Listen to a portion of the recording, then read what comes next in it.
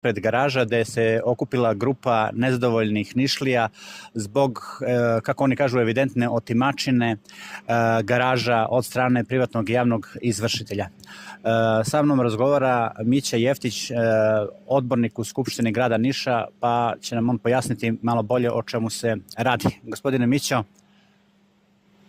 U suštini nebitno je da li sam odbornik ili nisam, ja sam jedan od vlasnika garaže koji je stekao uslov da tu garažu legalizuje, ali je činjenica da nam izvršitelj ne dozvoljava. Izvršitelj ignoriše sudske procese, kaže da sud njega ne dotiče, da mu je nebitan.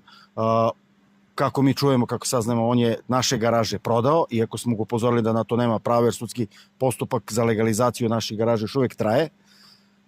Dolazili su neki ljudi koji se predstavljaju kao vlasnici, kažu da su kupili, oni ne mogu da se upišu u katastar kao vlasnici, ali policija koja je dolazila staje na njihovu stranu samo zato što je izvršitelj tako rekao.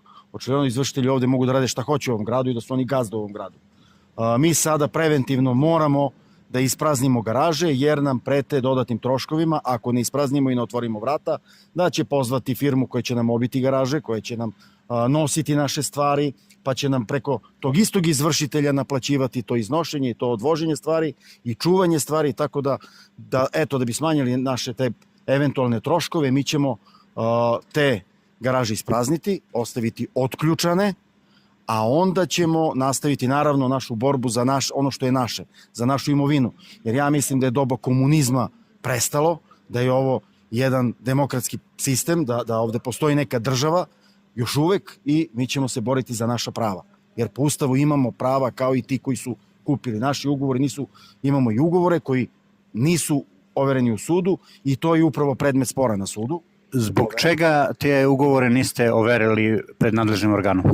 Zato što su ugovori potpisani pre pojave beležnika i beležnici su uporno odbijali.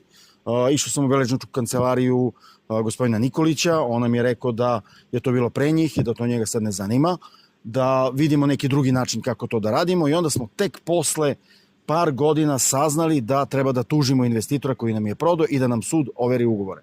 Mi smo stekli pravo i kao držaoci, jer više od 10 godina koristimo te garaže za koje smo uredno dali novac. Mi imamo ugovore sa potpisom i pečatom investitora koji je nama prodao te garaže i taj investitor je pred policijom dao izjavu, pisanu izjavu koju je potpisao i sad sud odugovara